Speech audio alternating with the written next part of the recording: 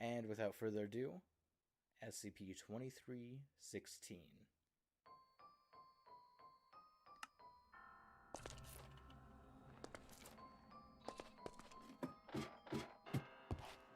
Warning. The Foundation database is classified. Unauthorized access will result in detainment. Within this archive, you'll find the procedures, descriptions, and accounts of the most notorious anomalies we've encountered to date. Secure, contain, protect. Item number SCP-2316. Containment Class Keter. This file is a Level 4 secret. Cognitohazard Warning.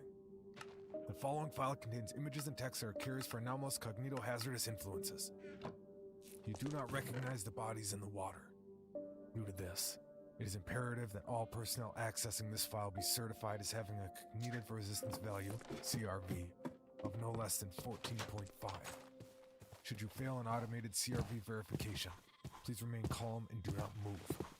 A member of your site's medical staff will be with you shortly. To continue, please repeat the following phrase slowly and clearly into your terminal microphone. I do not recognize the bodies in the water. I do not recognize the bodies in the water. Special containment procedures. Under no circumstances are Foundation personnel to approach SCP-2316. Observation of SCP-2316 must be only carried out by remote dummy probes utilizing video and audio recording equipment. Only those personnel adequately rated for exposure to cognitohazardous anomalies may review footage and audio of SCP-2316. The lake in which SCP-2316 is located has been quarantined and fenced off, and is to be routinely patrolled by individuals who have not been exposed to SCP-2316 and have no prior knowledge of its characteristics. You do not recognize the bodies in the water. Individuals who attempt to bypass the enforced quarantine must be apprehended and moved to Site-33 for full cognitive influence screening. Individuals who come within 50 meters of the lake containing SCP-2316 are to be considered lost. To continue, please repeat the following phrase slowly and clearly into your terminal microphone. I do not recognize the bodies in the water. I do not recognize the bodies in the water. Description. SCP-2316 is a designation for an anomalous phenomenon existing within county. SCP-2316 manifests as a group of human corpses floating in a small group at the surface of the water. The identities of these corpses are, though DNA testing has been inconclusive. While SCP-2316 appears to be individual instances, it is theorized that SCP-2316 may instead be an entity composed of a collective consciousness.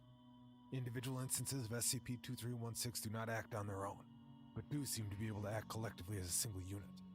The individual instances of SCP-2316 are unrecognizable, and you do not recognize the bodies in the water. SCP-2316 holds a powerful cognitohazardous effect, causing those who have viewed SCP-2316, are aware of certain parts of its nature, or who are enrolled in to believe that the individual instances of SCP-2316 are human beings they recognize, typically from their childhood. Attempting to come into contact with SCP-2316 instances by way of entering lake or touching an instance of SCP-2316 will cause other instances of SCP-2316 to appear. You do not recognize the bodies in the water. The individual instances only serve to reinforce and add strength to the cognitohazard, compelling affected individuals into the lake. Individuals who enter the lake in this way are lost, and to date none have been recovered. Addendum 2316.1. Interview between Dr. Harrison and Oscar Spielman. Begin log.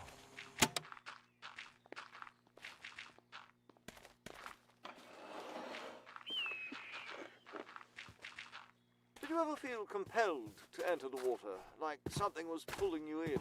What? No, of course not. There's nothing wrong with them. They didn't drag me in. I saw them in the water, and I went in myself. I needed to see them.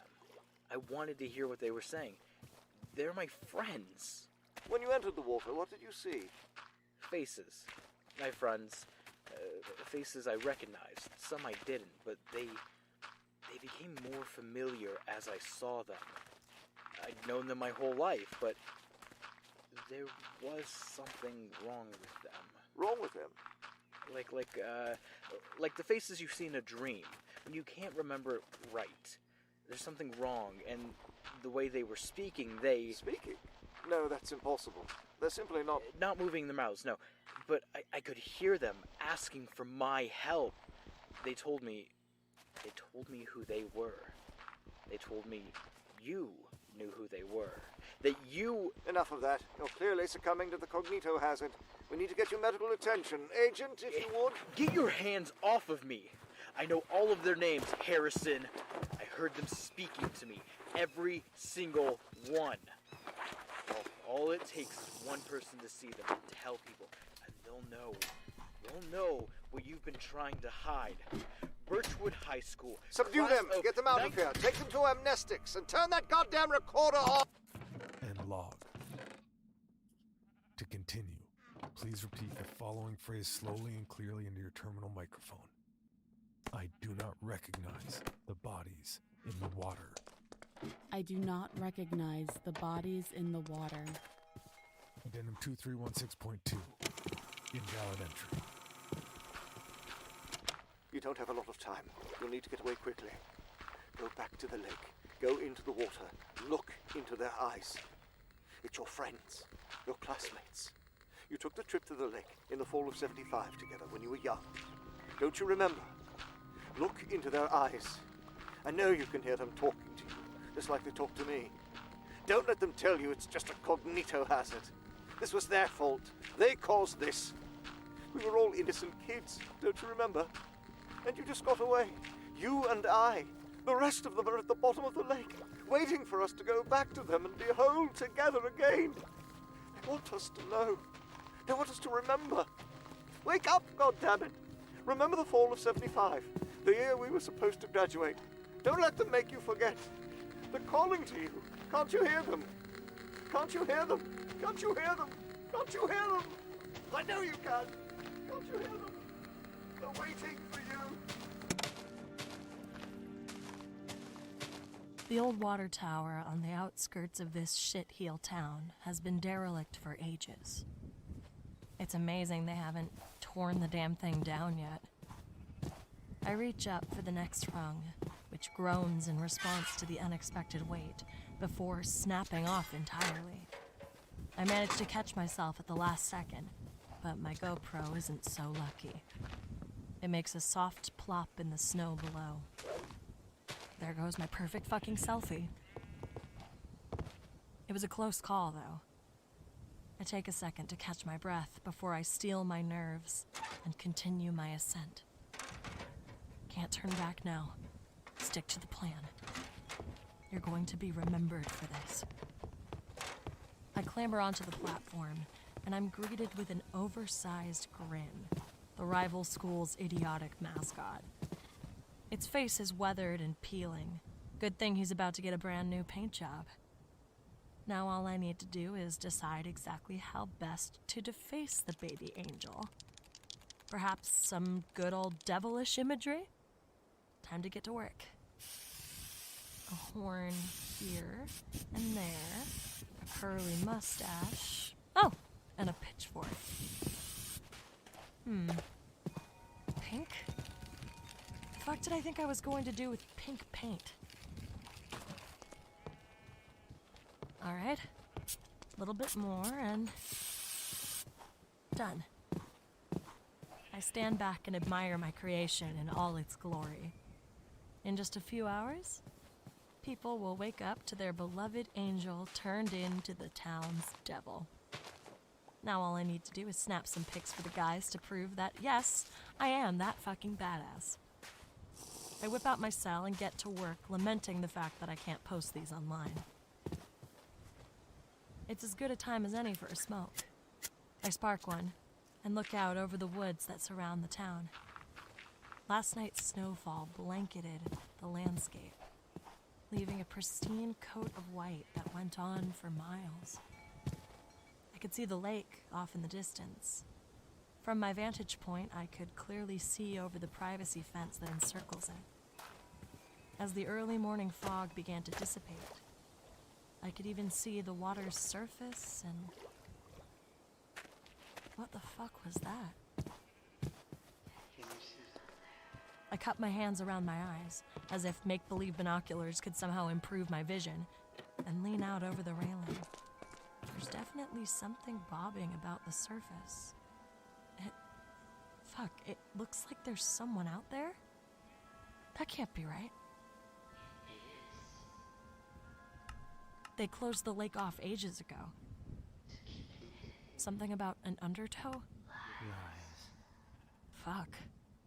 Well, it's not my problem if some random nobody gets themselves killed. As much as I want to turn away, I can't. I'm frozen to the spot, precariously hanging over the railing. There's something about them. Something familiar. The redhead. We met in home ec class. She was always so patient and caring. Took a trip with me and several of my classmates over the summer to check out the new Space Mountain. We shared our first kiss during the fireworks display on the third night. I made some dumb promises I knew I couldn't keep. A total blast to have around. Always wanted me to tag along on his misadventures. We got caught sneaking in to see Jaws. I managed to get away before the cops showed up. He wasn't so lucky. Never sold me out either. He always had my back.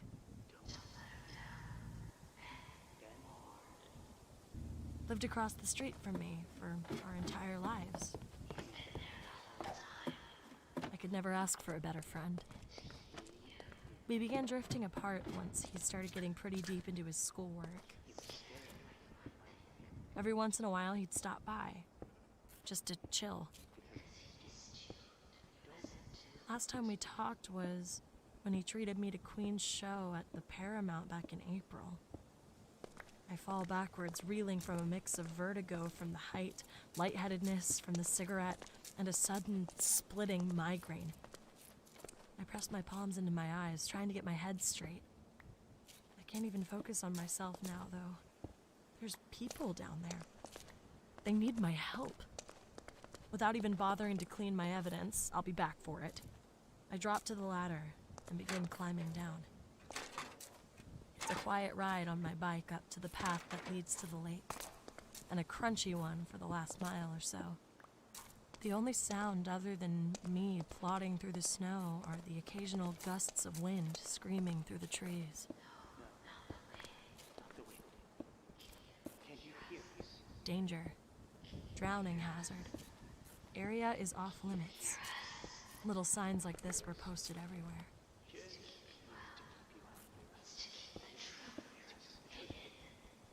I disregard them and trek on.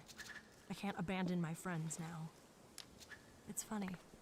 Even though the sun is coming up, it seems to be getting colder. That's why. Barbed wire. Fuck, that's right. How the hell am I supposed to get over this? Over there. Wait a minute. That bush.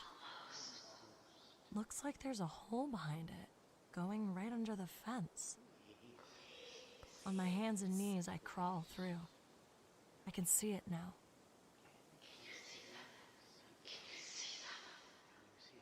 It's... Dear God.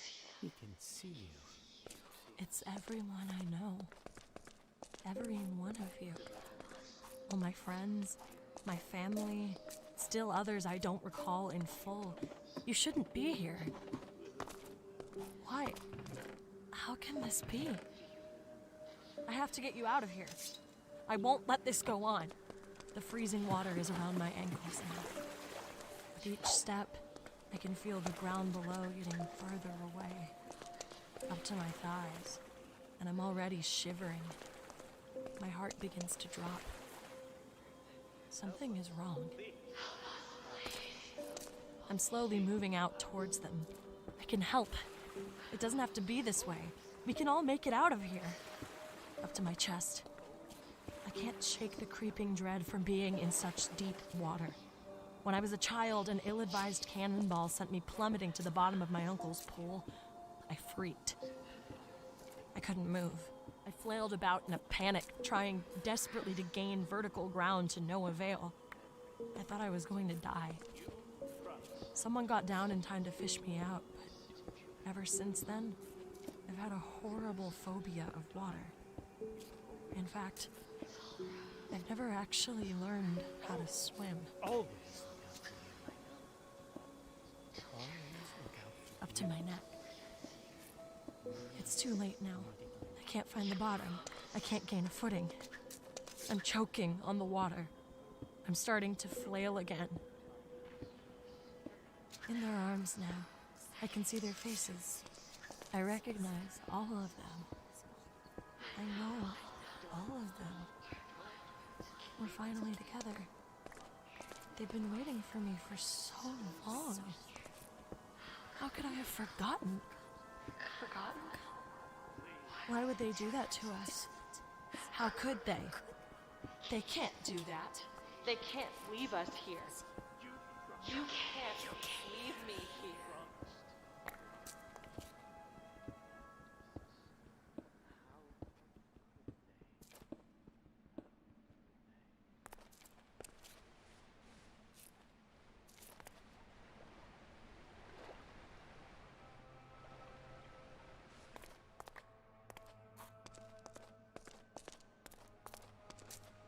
SCP-2316 was written by DJ Cactus.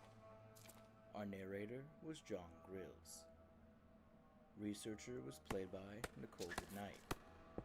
Dr. Harrison was played by Graham Rowett. Oscar Spielman was played by Pacific S. Obadiah. Basil was played by Addison Peacock. The bodies in the water, which you do not recognize, was Tanya Miljovic and James Oliva. Our music is created by the incredible Tom Willie Carson. I'm your showrunner and sound designer, Pacific S. Obadiah, and our producer is Tom Owen. This is a Bloody Disgusting show. For more information, visit bloody-disgusting.com.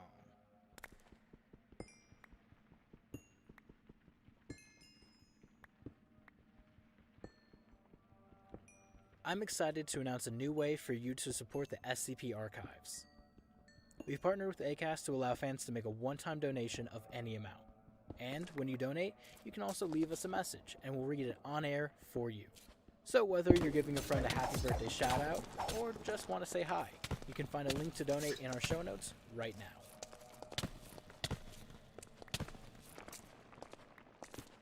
Hey everyone, it's Pacific.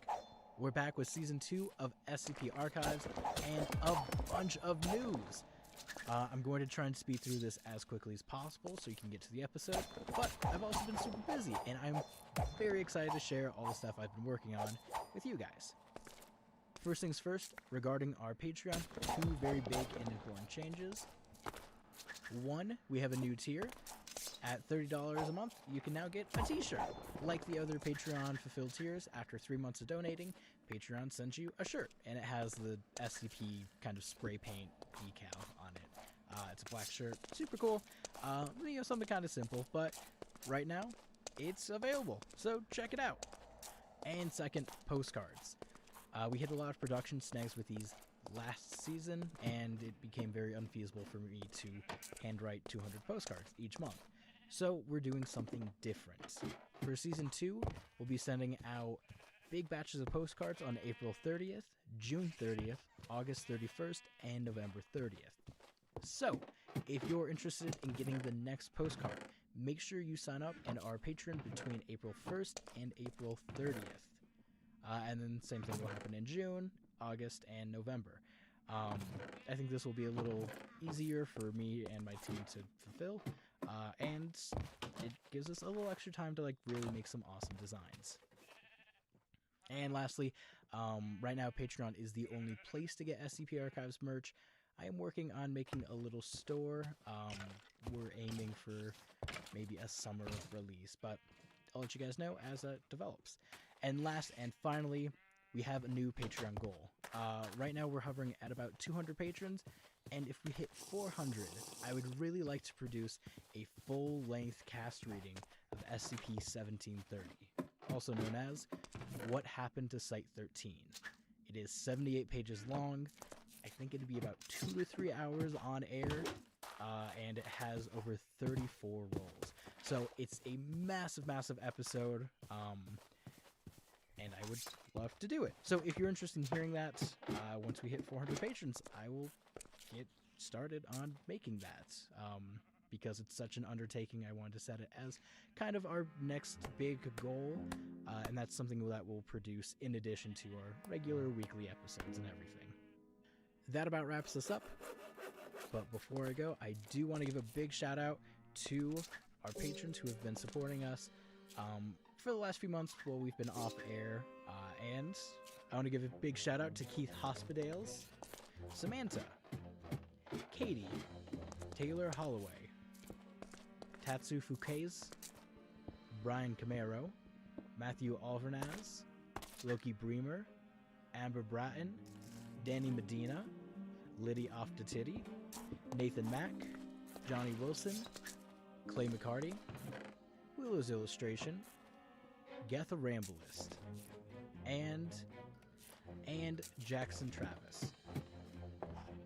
Thanks, guys. Your support means the world, and I appreciate it. And now that all that's out of the way, Season 2 of the SCP Archives.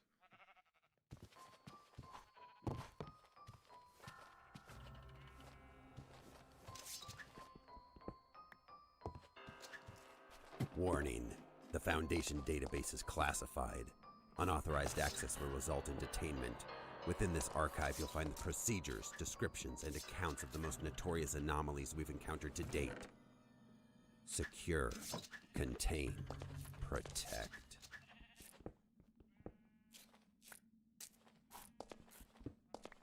Item number SCP-3515. Object class Safe. Special containment procedures. SCP-3515 is to be stored in a standard art locker at Site-77. Containment and testing locations must be situated no less than 5 meters from any on-site sleeping quarters or common area. Description: SCP-3515 is a 40 centimeter by 60 centimeter charcoal drawing on paper, currently fitted in a wooden frame. The drawing depicts a barren landscape with a large knotted willow tree in the foreground, at the crest of a hill of bare earth. The artist and date of creation are unknown. A person spending more than 1 hour in close proximity to SCP-3515, within a range of approximately 5 meters, will be subject to low-volume auditory hallucinations described as the sound of slow, steady digging, and noise comparison tests. Subjects will most commonly match SCP-3515-induced hallucinations with recordings of manual digging with a metal shovel and heavy clay soil.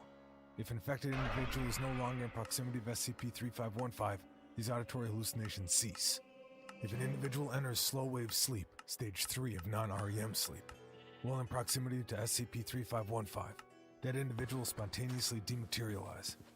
Dematerialization will include clothing and other objects physically attached to the individual. No further evidence is available of the location of civilians presumed to have been affected by this phenomenon. Experimental Protocol 3515-C-01. Selected logs. Notes. A single test subject, D6042, was placed in the testing chamber with SCP-3515 in a standard Foundation single bedding set. D6042 is fitted with a GPS tracker device, a head-mounted camera and microphone, and a transmitter affixed to D6042's clothing. The initial phase of the experiment confirmed the presence of auditory hallucinations as anticipated, and showed no unexpected results. After initial observations were complete, the secondary effect of SCP-3515 was tested. Elapsed time, 1 hour, 46 minutes, 7 seconds.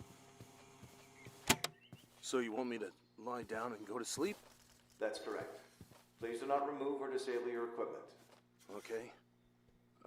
What are you testing for, please? I'm sorry, I can't tell you that. We will be monitoring you at all times. Right. Sure. Hey, is there anything you can do about that noise? I'm afraid not. Just try to ignore it. I'll try to. It's pretty quiet anyway.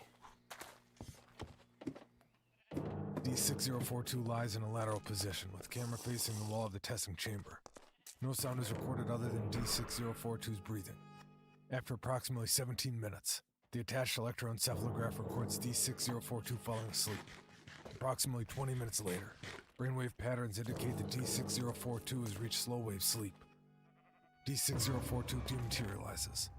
Clothing and attached electronic devices also dematerialize, with the exception of the leads for the electroencephalograph, which remain on the bed.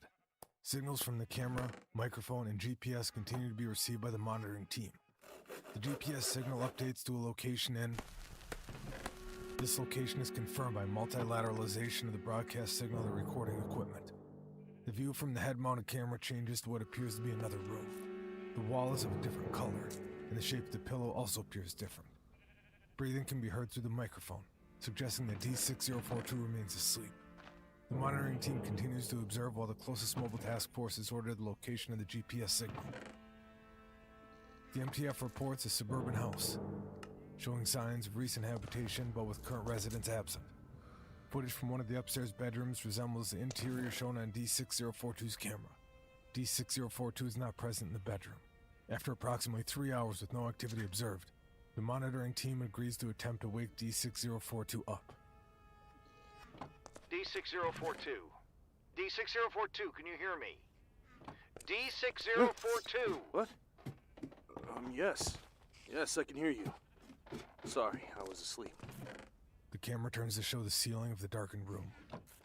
That's okay. How do you feel? I'm fine.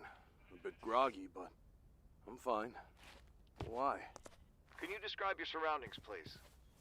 The camera view turns, showing the interior of a typical bedroom including a bookcase and desk. The room's dimensions and paint color are consistent with those observed by the mobile task force, but the furnishings are different. Members of the MTF are not visible. What the?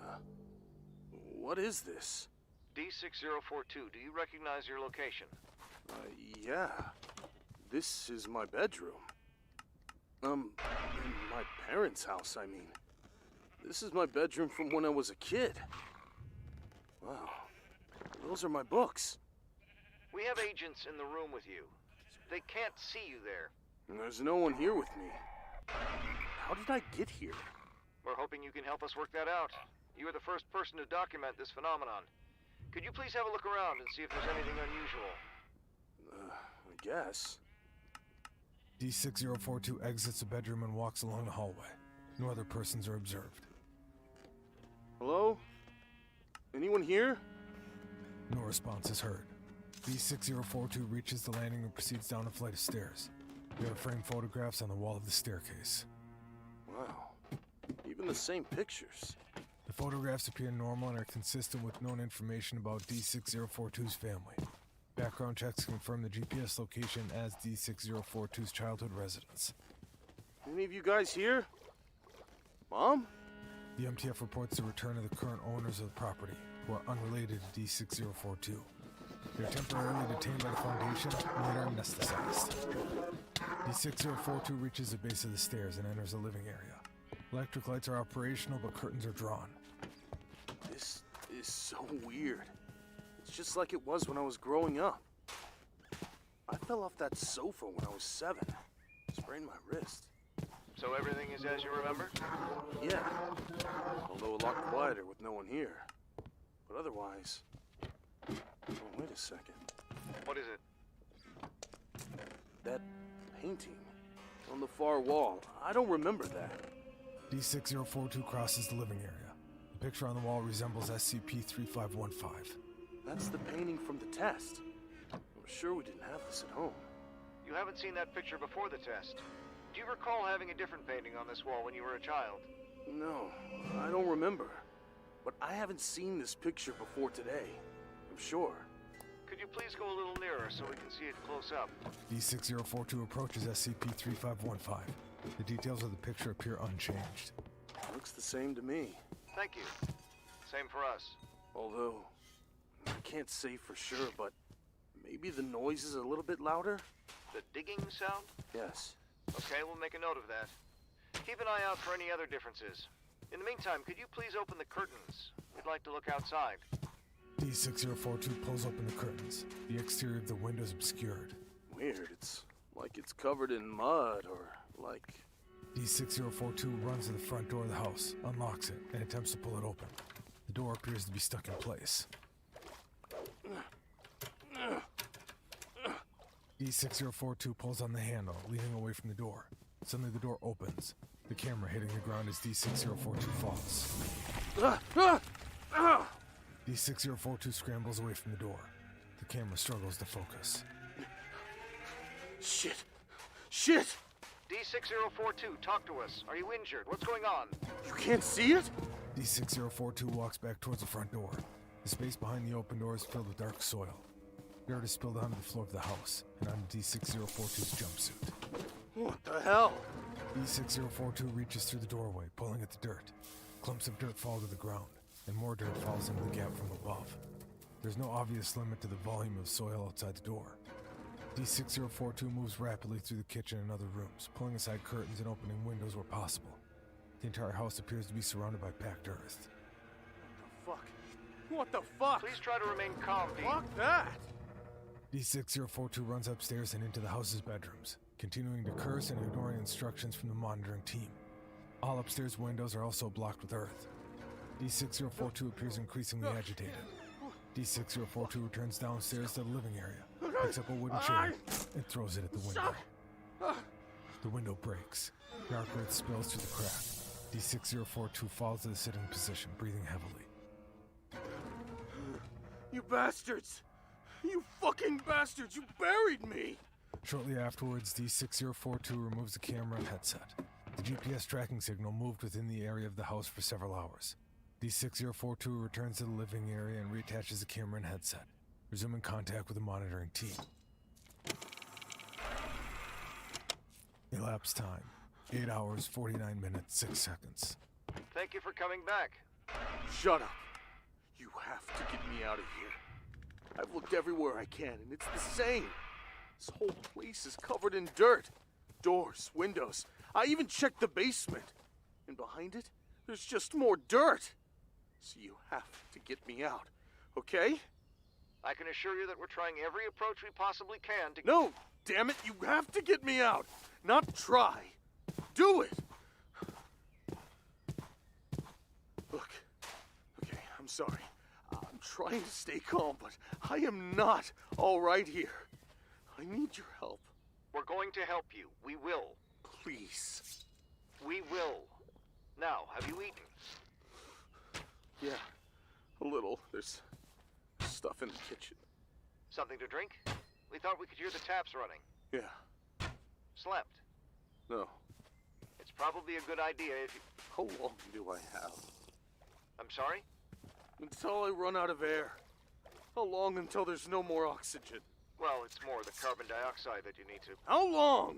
Actually, it should be quite a long time. The house is pretty large, so provided we keep the air ventilating, you should have enough for weeks, maybe. Oh. Is that true? I mean, yes, it should be. So you'll get me out? Yes, we will. But first, I think we should all get some sleep. And we'll come up with a new plan tomorrow. I don't know. We've got plenty of time. You have lots of food and water, and there's nothing there to interfere with you. Ideally, I'd like to try with you sleeping in the living room. No. No. I don't want to sleep here. Is it the picture? I know how you feel, but it's possible that falling asleep with it again will reverse the effect. Okay. I'll try. D6042 slept for several hours in the living room. No change in situation was evident.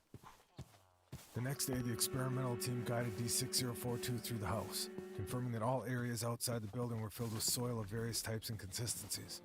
Samples were collected for testing. Attempts to use communication devices were unsuccessful. While all equipment was operational, telephone calls were not connected, other than answering machines. The desktop computer was not able to be connected to the internet. The television could be viewed, but only pre-recorded programs were broadcast, with no live content. Following these tests, it was determined that D6042 would attempt to tunnel upwards from the house using a garden shovel from the basement. D6042 spent the remainder of the day collecting supplies from within the house, including food and battery-powered lighting. The monitoring team provided instructions on setting up a makeshift ventilation system to provide air circulation. On the next morning, D6042 returned to the window in the attic to commence digging. Elapsed time, 41 hours, 12 minutes, 54 seconds. okay? Switch the fans on as you go past. Good. Then start the hole at the top, just below the top of the window.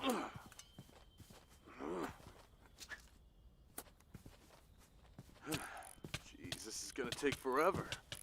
Do I have to start from the top? I know the angle is awkward, but it will get easier once you start at the tunnel. Doing it this way means you can keep that arch shape at the top, which will be more stable. And it will help make sure you're always heading upwards, although we can use the spirit level for that once you've gotten going. Okay, James. You know best. D6042 made slow but steady progress on the tunnel during the day. D6042's attitude during this period fluctuated between anger, withdrawal, and strong desire for conversation. While preparing to sleep that night, D6042 watched television for several hours. Digging resumed on the second day. Elapsed time, 69 hours, 44 minutes, 18 seconds. D6042 is at the end of the tunnel, shoveling heavy clay onto a toboggan used to transport it back to the attic.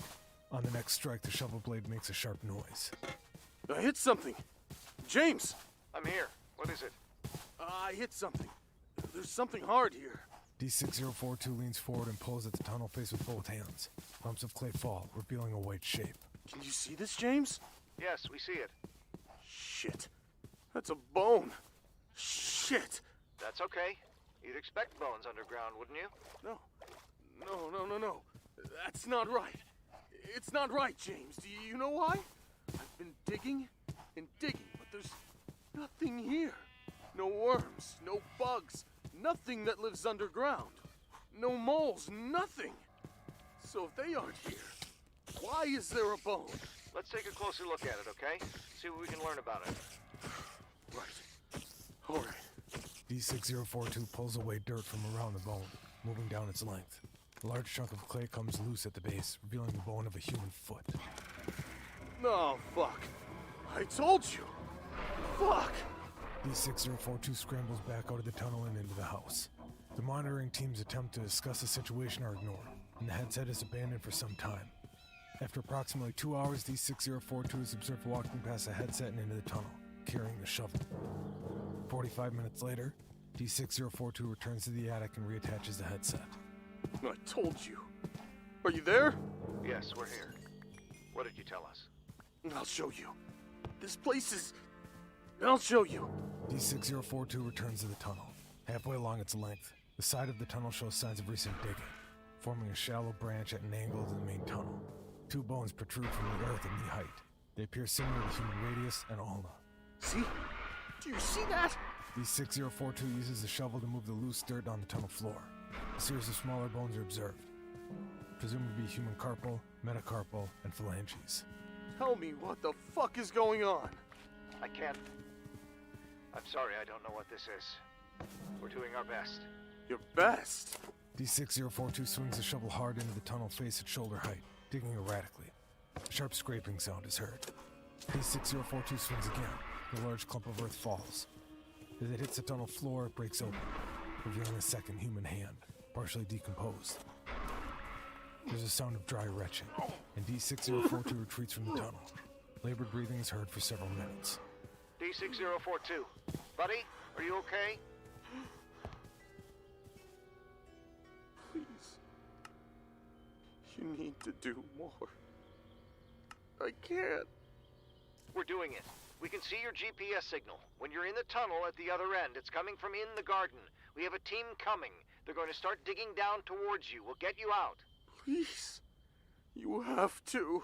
We will, but we need you to keep digging up towards us. We'll see on the camera what you're seeing, and we can use that to see how close we are to finding you. No. No more. Not today. Okay. That's okay.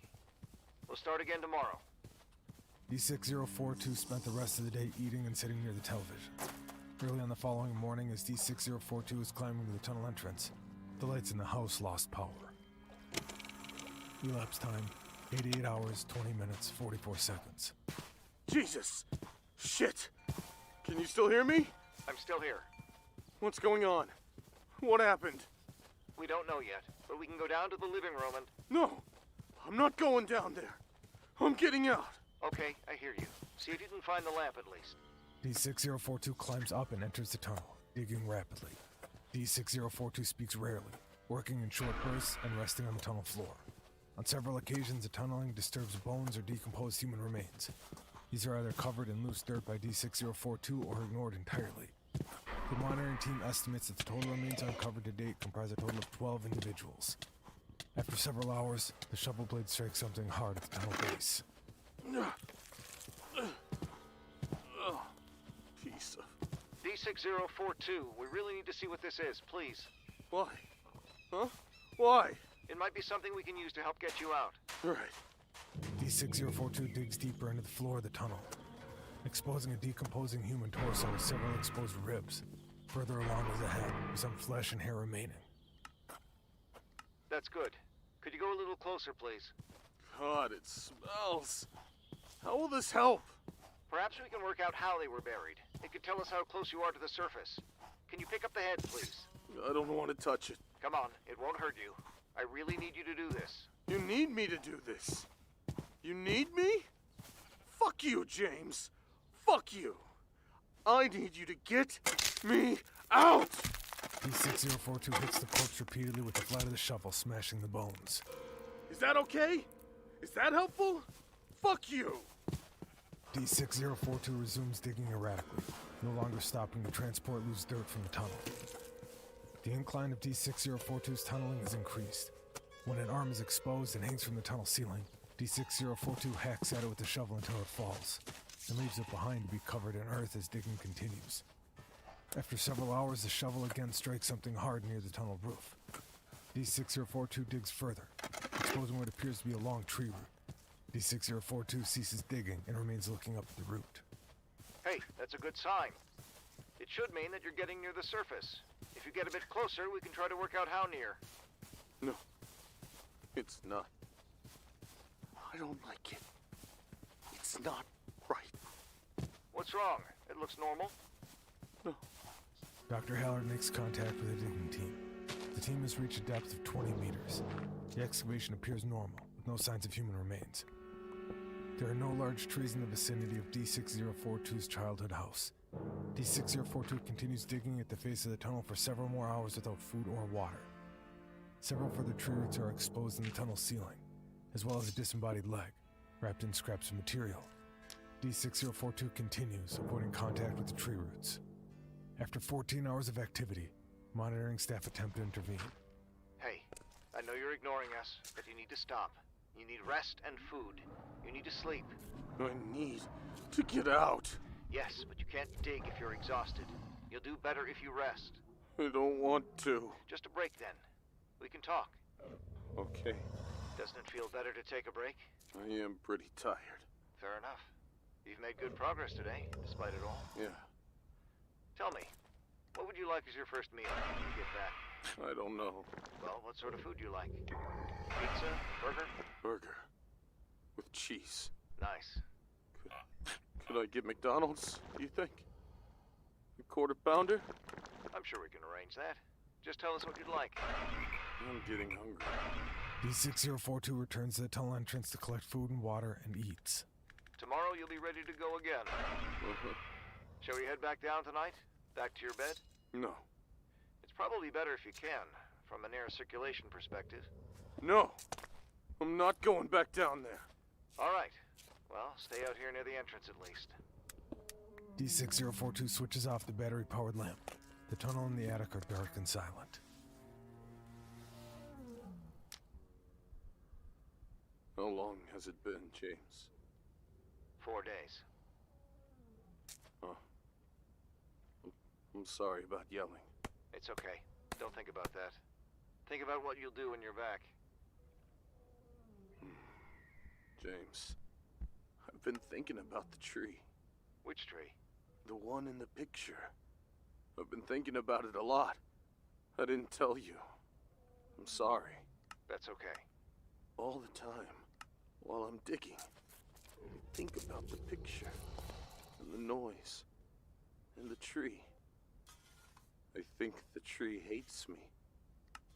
It hates me. It's all right. You're all right.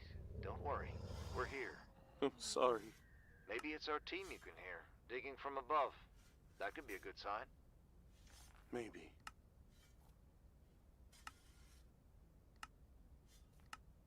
D6042 falls asleep for a few hours before waking with a start. What? Who's there? I'm here, Dr. Hallard. Oh. Hi, James. It's still early. You could go back to sleep. No. I'm getting out. D6042 turns on the lantern, takes a shovel, and resumes digging. Human remains are uncovered frequently. Elapsed time: 109 hours, 12 minutes, 16 seconds. God, it smells. Why are there so many bodies? I don't know. Perhaps you're below a graveyard. That would be a good sign. The surface would be close. A good sign. Below a graveyard. Come on, buddy. Come on, buddy. Come on, bodies. Let's all dig together. Dig, dig, dig. Oh, look. A boot. Anyone need a boot? Looks like a good one. I'm sure I can get the foot out. Hey, James, you need a boot? D6042 continues to dig, depositing body parts on the tunnel floor as they're dug up. Another arm. How many is that so far? How many more to come? How many? There's a sudden heavy noise. The lantern is extinguished, leaving only D6042's headlamp. No! What's going on? Talk to me. Shit. It fell. It fell, James. The headlamp moves rapidly, but reveals that the tunnel behind D6042 has collapsed and filled with earth. The lantern has been buried, and the tunnel blocked. Fuck.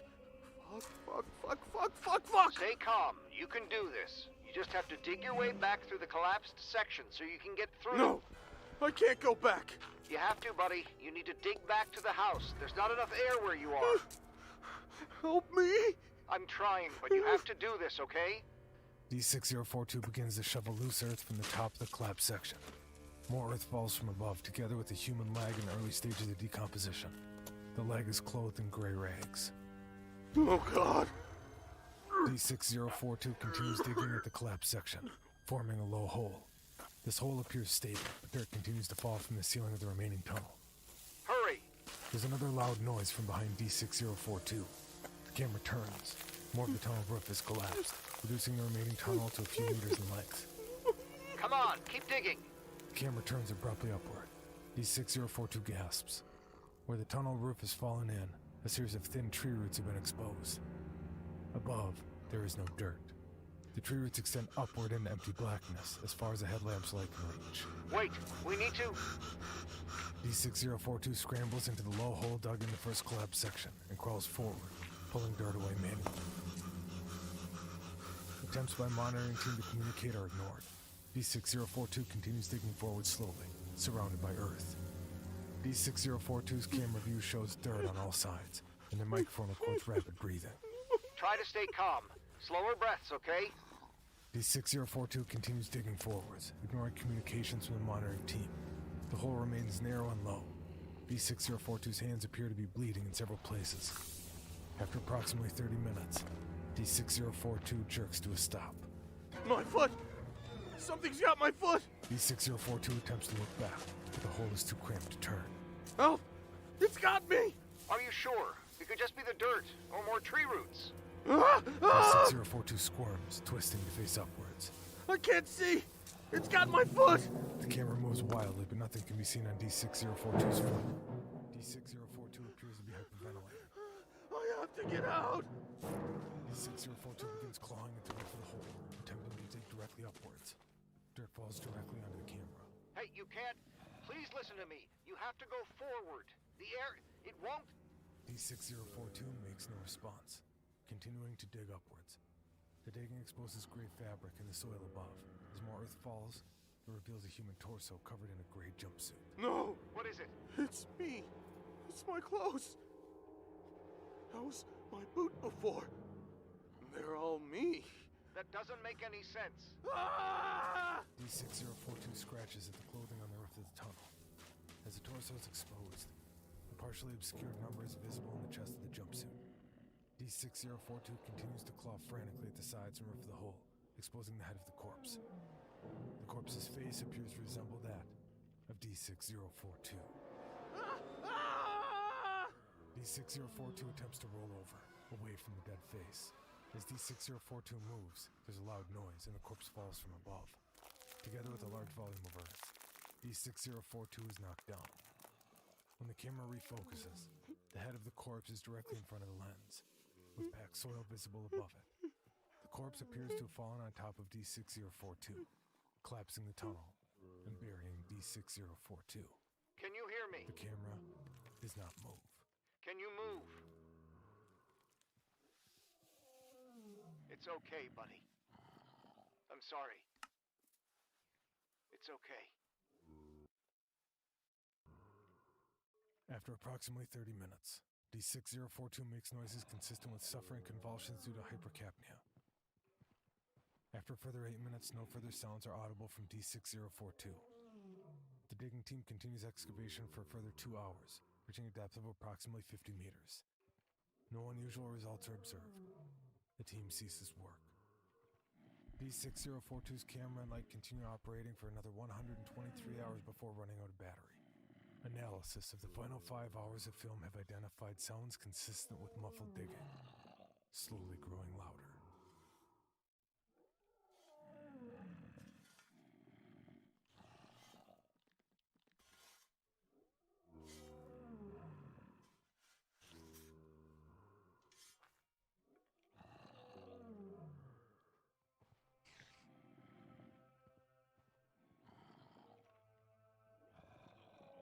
SCP-3515 was written by P. Soul. Our narrator and host is John Grills. D6042 was played by Atticus Jackson, and Dr. Hollard was played by Graham Rowett. Our composer is the incredible Tom Rory Parson. I'm your showrunner and sound designer, Pacific Obadiah. And our producer is Tom Owen. This is a Bloody Disgusting podcast. For more information, visit bloody-disgusting.com.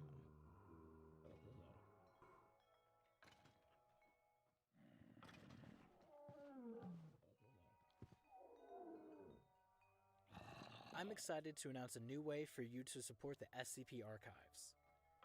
We've partnered with ACAST to allow fans to make a one-time donation of any amount. And when you donate, you can also leave us a message, and we'll read it on air for you. So whether you're giving a friend a happy birthday shout-out, or just want to say hi, you can find a link to donate in our show notes right now.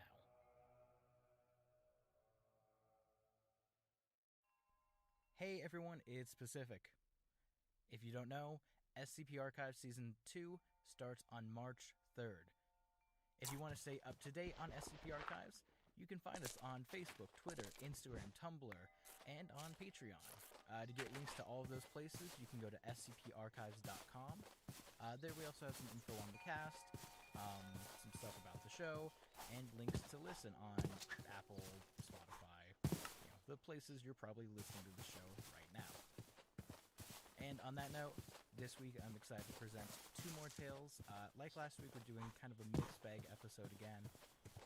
These are 2 of the tales we recorded for Patreon very early on. And just kind of sitting there, and I want to share them with you guys, so you can get kind of a glimpse at what we'll be offering on Patreon for Season 2 every week. Most episodes will be starting up again soon. But right now you can get access to our whole backlog of ad-free and bonus episodes by going to patreon.com/scp_pod.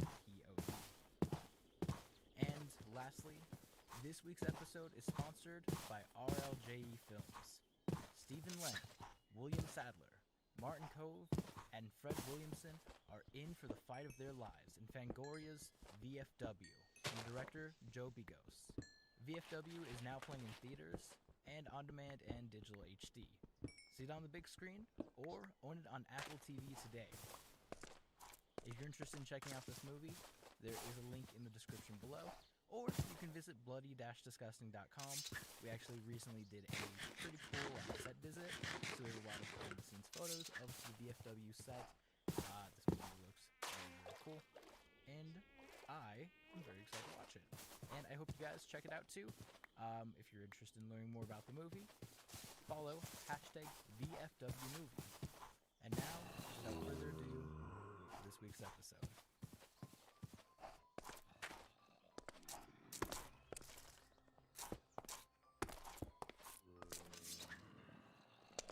Warning. The Foundation database is classified. Unauthorized access will result in detainment. Within this archive, you'll find the procedures, descriptions, and accounts of the most notorious anomalies we've encountered to date. Secure, contain, protect. Our first story, We Need to Talk About 55, was written by Quantum and narrated by Jesse Hall.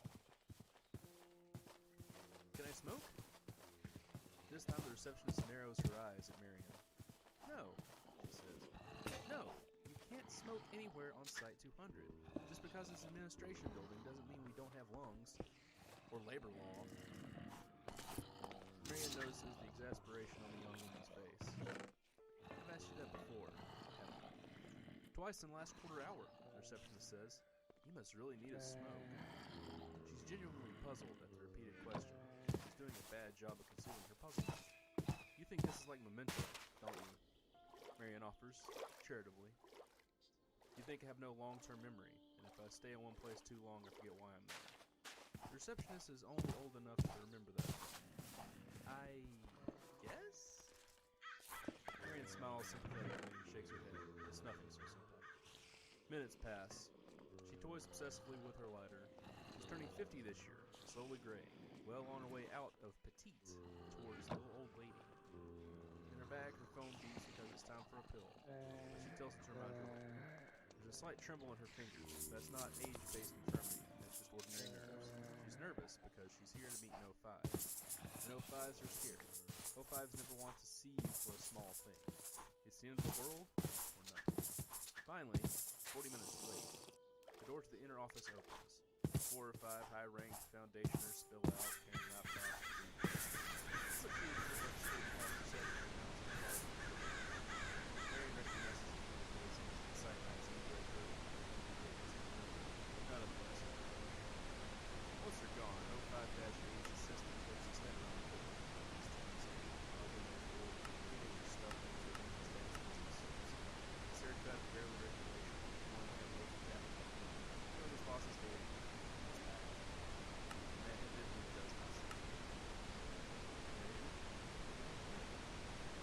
The office door closes behind them with an unusually heavy mechanical creak, as if the whole thing is part of a machine built into the office wall.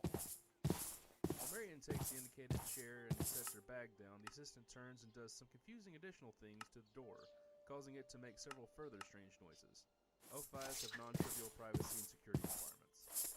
The office is spacious, but somehow contrives to be dark despite 2 big corners of window and broad daylight outside. The windows are all bookshelves and dark wood paneling, perfectly stylish, but a style from the 90s, a little worn, and not yet old enough to be fashionable again. As for the fellow behind the desk, well, an 05 never looks like you imagine. Marion takes a deep breath. What's the topic? All I got was a meeting invitation, no agenda or subject.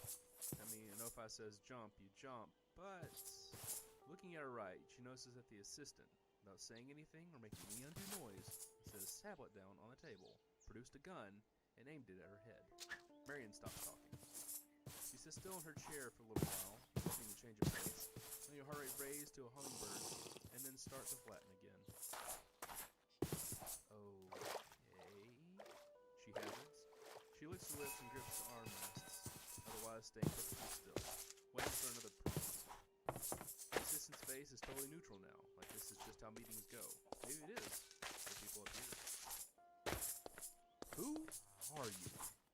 05-8 asks her. Marion blinks. What? Oh, God.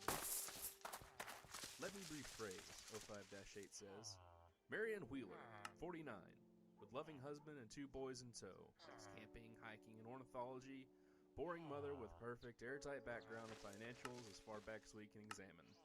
You've got full Foundation credentials, which we've never issued, including access to a list of installations and rooms which... Some of these locations don't exist, or were torn down decades ago. At least one hasn't been built yet. Yet you've got the front door key to it. That's before before we get to your SCP access control list, which I can only term as egregious. So you're a spy, and your objectives are misaligned with all. Clay wanted to cut Xi 3 loose, but I was able to bring more in. I talked him into a face-to-face. I thought there was a slim chance that if we locked you in a bomb-proof room and asked politely, you'd have the good sense to spare yourself the rest. Marion had long since stopped listening. You dullard, she says, now that she can finally speak. I'm your chief of animametics. We don't have an animametics division, Clay says. Yes, we do. 05-8 says, we have a memetics division, a telecontainment division, fire services, Ops A, Ops B, personnel, D personnel, and 24 others. We don't have an anti-memetics division. Do you have an anti division? She hesitates no. Why do you think the memetics division will show up in the listing? This is just a cover story, Clay says to 05-8, not taking his eyes off Marion. It's a good one, but she's had it worked out in advance. Clay, lose the peace, says the 05. Grudgingly, Clay does so. Marion relaxes fractionally. There are SCPs with dangerous memetic properties, she says. There are contagious concepts which require containment, just like any physical threat. They get inside your head and ride your mind to reach other minds, right? Right. Says. He can name a score of SCPs filling this description without even thinking. There are SCPs with anti-memetic properties, Marion goes on. There are ideas which cannot be spread. There are entities and phenomena which harvest and consume information, particularly information about themselves. You take a Polaroid of one, it'll never develop. You write a description down on a pen and paper and hand it to someone, what you've written turns out to be hieroglyphics, and nobody can understand them, not even you. You can look directly at one and it won't even be invisible, but you'll still perceive nothing there. Dreams you can't hold on to. And living conspiracies. It's a conceptual subculture of ideas consuming other ideas and sometimes segments of reality. Sometimes people. Which makes them a threat. That's all there is. Which means they're dangerous and they don't understand it.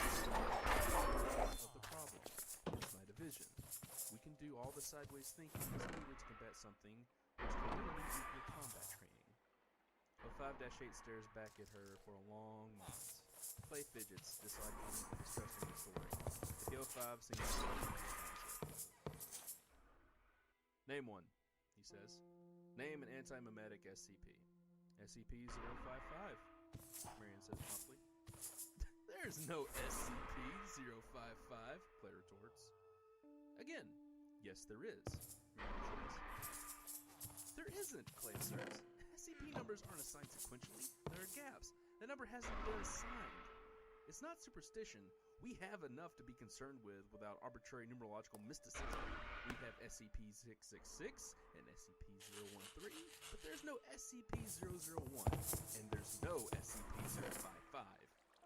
Clay, 05-8 says, you should look at this. He turns his monitor so Clay can see the file that he's just retrieved. Clay bends over and reads it from top to bottom. Stunned, he scrolls back and reads it a second time. But file's dated from 2008, it says.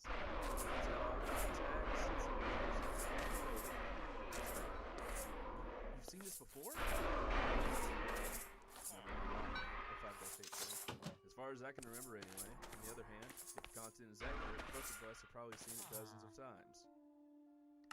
Clay glares at Marion. This isn't possible. Marion nearly fits. For Christ's sake, Clay, how long have you been working here? But if it's this possible, he begins. Yes. Who wrote the file? 05 finishes. For that matter, how was the interview conducted? And who is Bartholomew Hughes? And most importantly, how do you retain knowledge of interviews? Bart Hughes wrote the file. He's dead, Marion says. What happened to him? You don't want to know. There's a very long pause while both 05-8 and his assistant react to this. In fact, they pass through a long, discrete sequence of reactions. Indignation at the seeming rudeness, confusion at Wheeler's incaution in front of sinister superiors, surprise at the magnitude of the claim, pure disbelief, comprehension, and finally, horror. What? 05-8 asks carefully. What happened if we did know? It would happen to you as well, Marion says, levelly. As for the rest of your questions, we manage that pharmaceutically. You know we have Class A amnestics for people who very badly need to forget things? Of course you do. Who could forget about Class A amnestics? Well, in antimemetics, we have a different pill for people who need to remember things that would otherwise be impossible to remember. Amnestics, Class W, X, Y, and Z. Same Greek root as the word mnemonic, the M is silent. In her bag, the phone beeps again.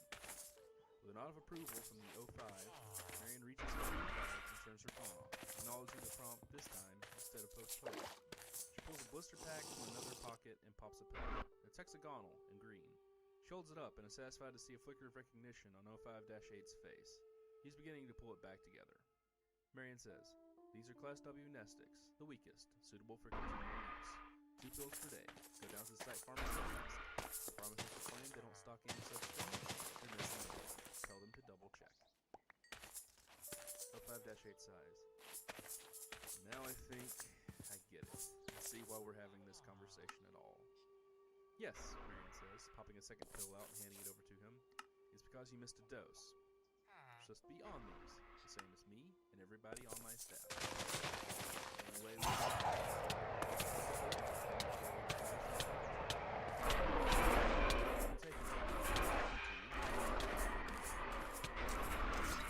entire department, and now I have to bring you up to speed. And if I take this, 05-8 says, I'll remember this whole conversation and we won't have to have it again. Probably not, Marion says. Should I be taking it? Sorry, kiddo, 05-8 says. Need to know. Maybe we know 5 minutes. So what is SCP-055? 05-8 asks. SCP-055 is nothing. SCP-055 is, as described in the file, a powerful information autosuppressor. As far as experimentation has been covered, it can only be defined as only record what it isn't. We know it isn't safe or Euclid. We know it isn't round or square, or green or silver. We know it isn't stupid, and we know it isn't alone. What we do know is that it's because it's the only antiemetic agent in our possession which has a physical files.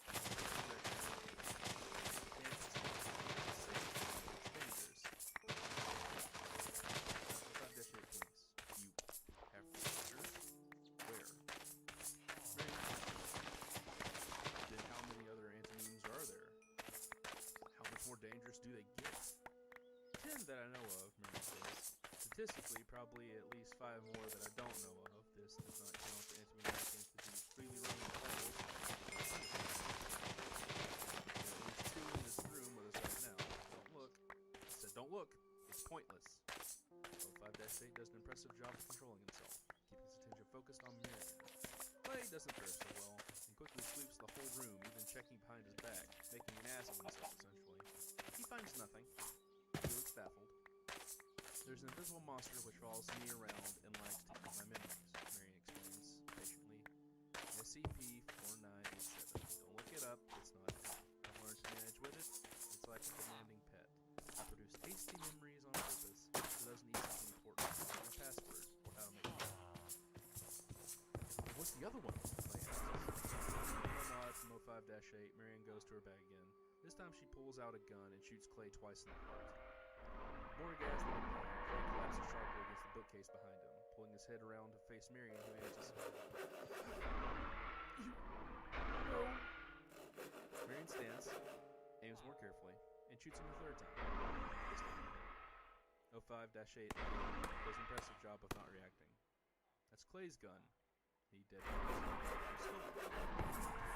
It's tricky to steal a firearm this heavy from someone without them noticing, Marion explains, unloading it and carefully setting it up. But stealing a firearm and then stealing the memory of the theft is a little easier. Like I said, a pet. Some pets are dumb enough that they can be trained.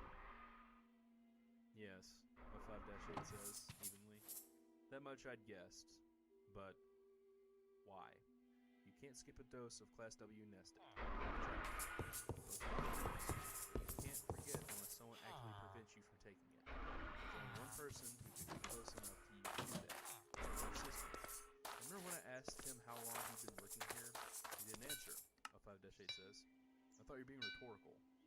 doesn't work here, Marion says.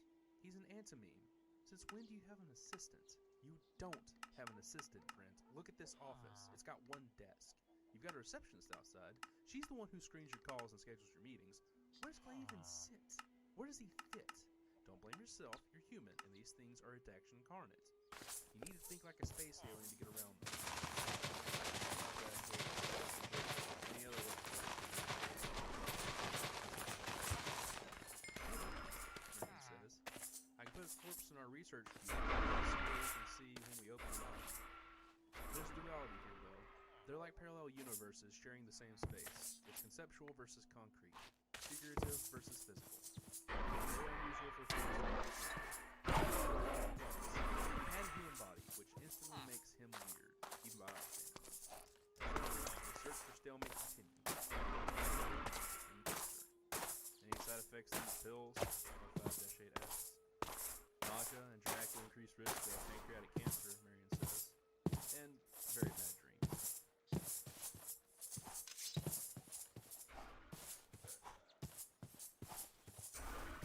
Our second story today, Documents Recovered from Mariana's Trench, was written by Dr. Gears and is narrated by Sarah Golden.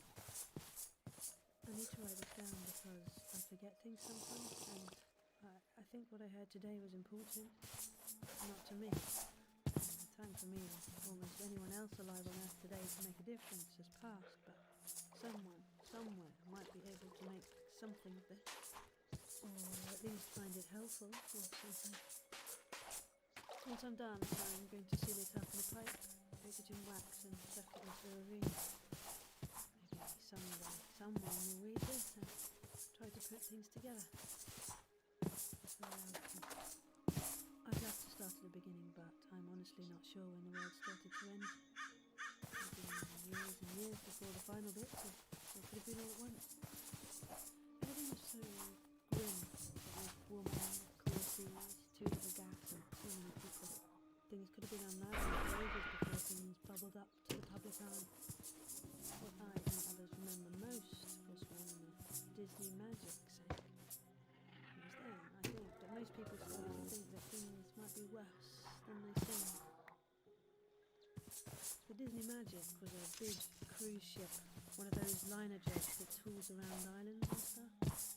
One day, the news was all screaming about how suddenly it just went down, and when it was trying to put in support. The weird thing about it was how there was no video of it for a really long time.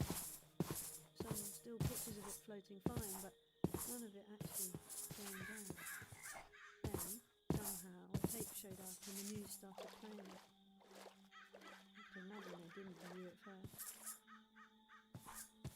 The ship was puffing along, strong and fast, little boats bobbing around it, looking like every vacation lover's dream, when suddenly it stopped. I mean, stopped. Just like a dead halt, like it had just slammed into a mountain. You could see people go lurching forward all over the deck, a bunch of junk fall off the sides. It was a real mess. Just all still for a few seconds, and suddenly there's this foaming behind the ship. Most people assumed it was the engine trying to fire up again, and then came on. I'm not sure if it actually was an arm, but it was some kind of limb, and it must have been 100 foot long at least. It reached up along the side of the boat and just ripped it open. I mean, unzipped it like a coat, and you could see all the people inside and screaming and running. It was awful. And then you saw something lurch up, a big spiny shape pushing against that gap, just shoving in, and then there was an explosion on its back, and the camera whipped up to show a couple of jets whizzing by, and then it ended. I remember just sitting stunned, looking at the TV, barely noticing the president coming on to declare a state of emergency. I think it was 2 or 3 days later when the TV went under full government control, but in a week I'm not 100%.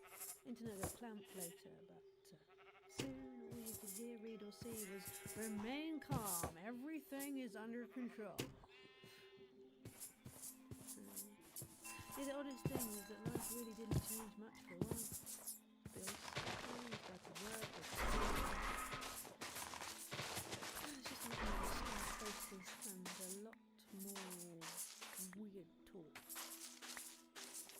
Pretty soon we were getting told that whole towns were being evacuated, that there was a plague or a riot or a terrorist bomb or some other nightmare. My brother down south said that they got moved because of a huge wildfire. The thing was, he said that the fire moved oddly, seemed to shoot right for gas or brush, and it didn't travel evenly. That after a while, he swore he saw what looked like a 20-foot tall man of fire walking and eating everything. He got dropped right after he said that. I haven't talked to him since. So things got worse, little by little. People all kept being moved, and there was no real way to communicate with each other anymore that was really reliable, so it was hard to say just how bad things were. Still, word of mouth was still going strong, and it was creepy. Like, crazy shit, like really stuff about zombies in the north killing frenzies in the east, a place near the ocean where the ground was alive and eating people, a cult screaming about the second coming and killing people to buy off God. I mean, I started pulling more and more away from people, just to get some ignorant peace of mind. Looking back, that probably saved my life. Finally, one day I woke up and there was blood on my window. It was outside and I could hear some insane shit going down outside. Screaming, clanking gunshots, and a smell like burning wires, you know. That's when I hid. Yeah, I'm not ashamed to admit it. I left my fellow man to rot and hid inside for almost a full week, long after the noise stopped. After the 5th day, the electricity and gas gave out along with the running water. When I finally got hard up for supplies, I poked my nose out and saw that the whole of the west side of the world was gone.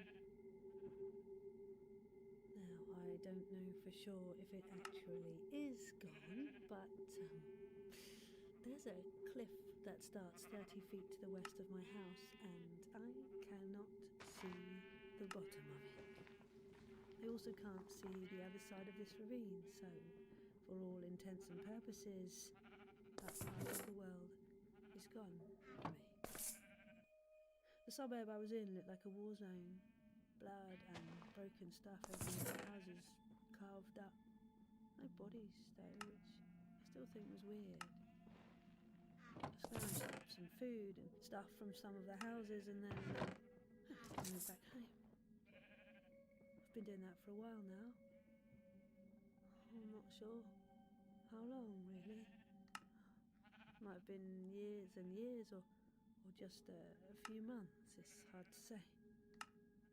Sometimes the sun just sticks in one spot for what feels like days, and other times these clouds roll in and you can't see 2 feet. There's things around too. I run at the first noise, but I think they're about man-sized, and they seem to like metal. Other little things scramble around in the rubble sometimes, so I try and keep clear. One time a thing that looked like a pill bug the size of a cat crawled out, looked at me and screamed, "Stop!" in perfect English. I hid inside for days. There are also these big blimp things that float around sometimes. They have little bugs on their undersides and they look kind of like maggots with eyes all over. They eat everything when they land, but most of the time they stay high up. One of these had just passed when I found the hurt guy. He was all ripped up and looked like one of those SWAT team guys you see on the TV sometimes, but his combat suit thing was all ripped to hell. Yeah, I dragged him back home, and then we talked. He said that he'd been hunting that blimp thing, but he got attacked. I said I was. He looked like he was on his last leg. I fed him some canned beans and some water, and he seemed to come round a little. Asked me who I was, if I was alright and all that. He seemed kind of shocked when I said he was the first person I'd seen since the rest of the world vanished. He told me it wasn't gone, just relocated, but he didn't say what that meant. I helped heal him up, kept asking who he was, but he wouldn't say. Finally, he just said, screw it, that his orders were probably no good anymore anyway, and told me. He said he worked for a foundation or something, and that they were like a combination jail and research centre. He said that he was one of the agents who went around trying to find strange stuff and keep it from hurting people. I said he was doing a hell of a job so far, and he laughed pretty hard. He said something had happened, and that a bunch of these things had gotten loose at the same time and caused this foundation place to lose control. He said it became a GH0 dead greenhouse scenario. I asked him what that meant, and I looked at him for a long while before going on. He said that's what they call a situation where everybody on Earth dies, but the Earth itself is still okay and can support life. I asked, what did that matter if everybody's dead? And he smiled strangely. I asked him if anyone else on Earth was still alive, and he said yes, but carefully spread out and contained. After that, I just sort of sat and digested things for a bit, and the man, he started stretching and checking his cuts, and he was starting to pull on his boots when I asked, what happens now? He said that they had to reboot things.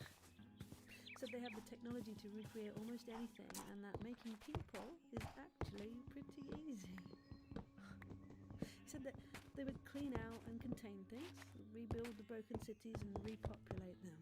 It would take a long, long time, but he said they would eventually get things back to the way they were before.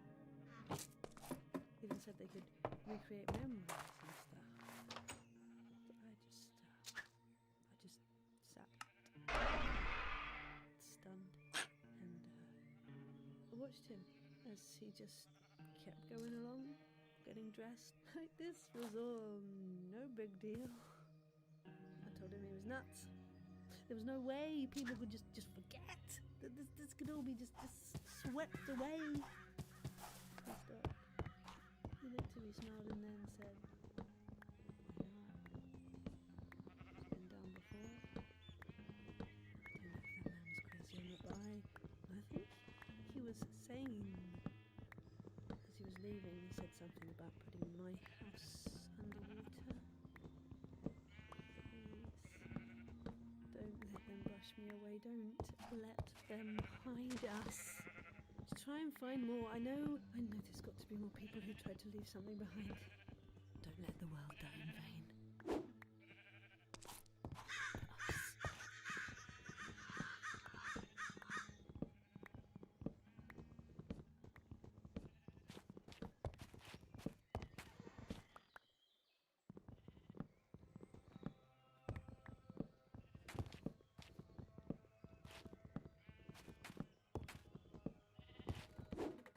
Thanks for listening to this week's episode of the SCP Archives. Again, we'll be back very soon with our regular release, and we hope to hear from you. If you like this mixed bag episode and last week's, please let us know on all social media platforms. We'd love to hear your thoughts. As always, our host and narrator is John Grills. I'm your showrunner and sound designer, Pacific Obadiah. Our music was composed by the incredible Tom Rory Parsons. And our producer is Tom Owen. This is a bloody, disgusting show. For more information, visit bloody-disgusting.com.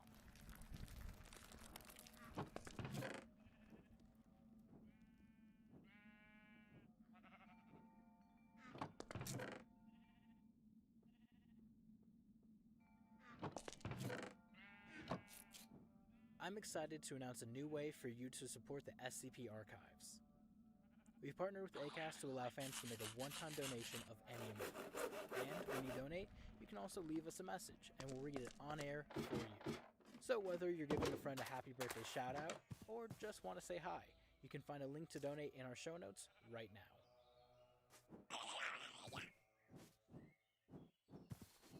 Hey everyone, it's Pacific. A few quick notes, and then this week's episode, which is a little different from our usual format. Instead of a deep dive into one SCP, this week we're doing a bit of a mixed bag. So we'll be getting 3 different SCPs, and I do have some bad news. Unfortunately, we are delaying the launch of SCP Archive Season 2. Fortunately, it's just by a week. We were planning on launching on February 25th. We're going to push that to March 3rd.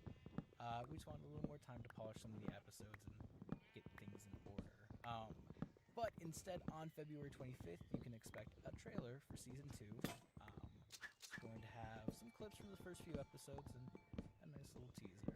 And then, like I said, March 3rd, Season 2 launches and will continue all the way through until October, November or so. Kind of feel it out, see how it goes this year. And one last thing. This week's episode is brought to you by The Lodge, the terrifying new horror film from the directors of Goodnight Mommy. We heard Blade Disgusting describe it as amazingly scary and awarded it 4.5 out of 5 skulls. The Lodge is now playing in New York and LA, and will be playing everywhere else February 21st. And if you want to learn more about that, you can go to www.thelodgemov.com. A quick note, if you guys haven't seen Goodnight Mommy, I do highly recommend it. I watched it, honestly, when I was in high school, many years ago. Went in totally blind, and it terrified the guckin' schmookle out of me. It's a terrifying movie, and one of my favorites. It hurts to watch, and I've only been able to watch it once or twice since I first watched it in theaters many years ago, because it's actually terrifying. The Lodge looks incredible and promises to be just as, if not maybe a little more scary. So I, for one, am absolutely picking up tickets and super excited for this movie, and I hope you guys check it out. I think it'll be really cool. And that brings us to our first tale, SCP-999. This was written by Prof. Snyder. I would describe SCP-999 as the friendliest slime on this side of the cosmos. This is narrated by me, Pacific Obadiah. SCP-999 is played by me, Pacific Obadiah. And SCP-682 is played by Graham Rowett. Enjoy!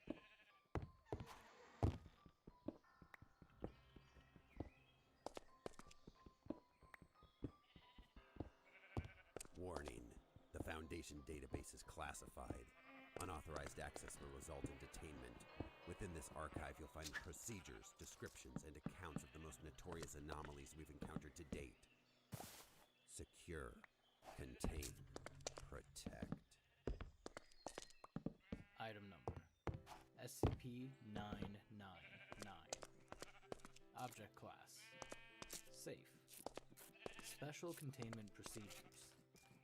SCP-999 is allowed to freely roam the facility should it desire to, but otherwise must stay in its pen either between 8 p.m. and 9 p.m. for sleeping, or during emergency lockdowns for its own safety. Subject is not allowed out of its pen at night or off facility grounds at any time. Pen is to be kept clean and food replaced twice daily. All personnel are allowed inside SCP-999's holding area, but only if they are not assigned to other tasks at the time, or if they are on break. Subject is to be played with when bored and spoken to in a calm, non-threatening tone. Description: SCP-999 appears to be a large, amorphous, gelatinous mass of translucent orange slime, weighing about 120 pounds, with a consistency similar to that of peanut butter.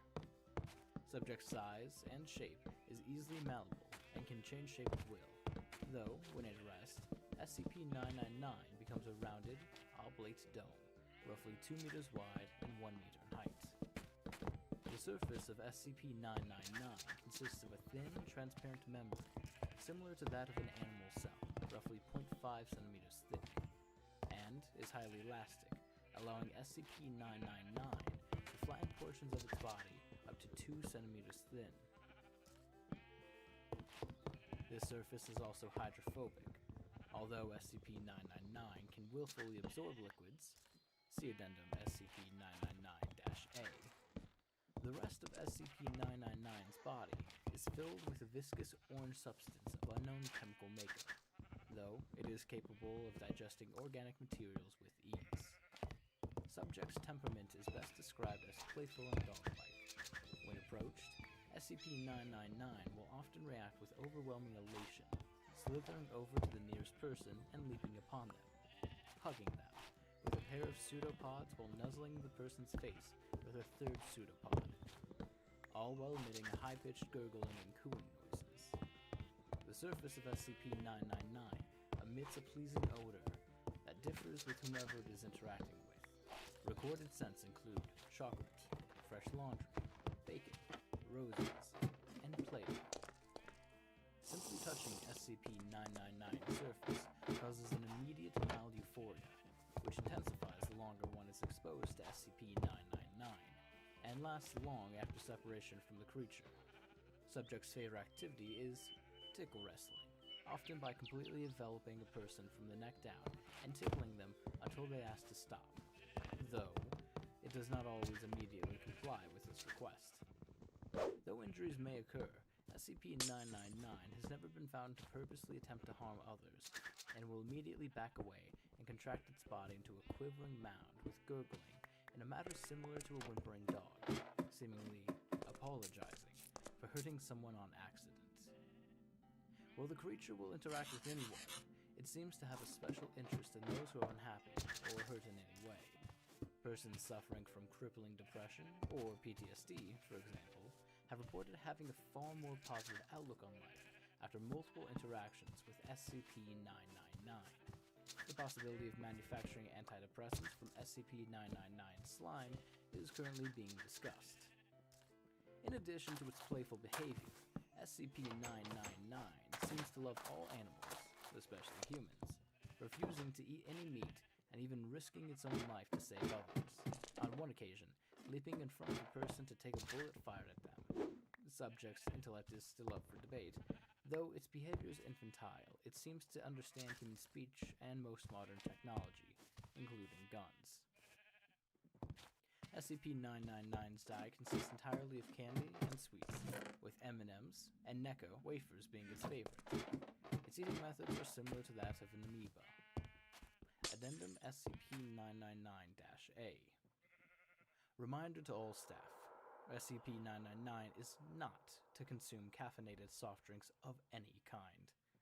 Last week, someone gave SCP-999 a can of cola along with its usual breakfast.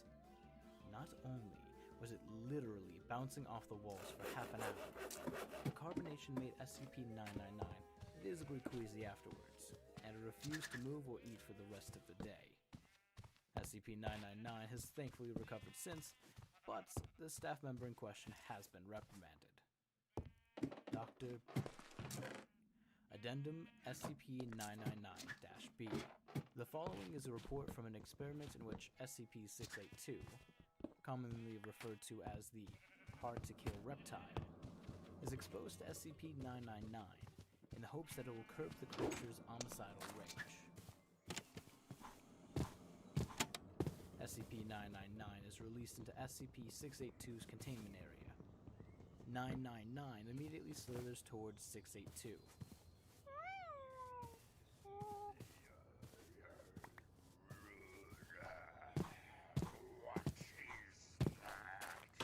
SCP-999 moves in front of SCP-682, jumping up and down in a dog-like manner while calling out a high-pitched squealing noise.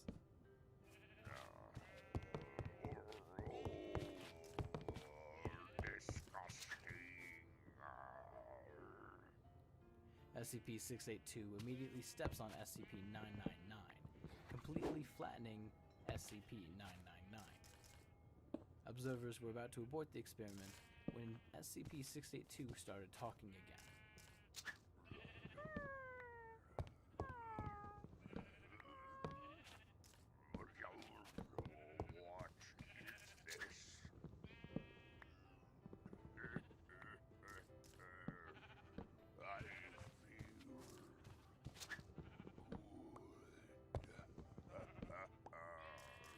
SCP-999 can be seen crawling up from between SCP-682's toes, up along its side and around its neck, where it clings on and begins gently nuzzling with its pseudopod. A wide grin slowly spreads across SCP-682's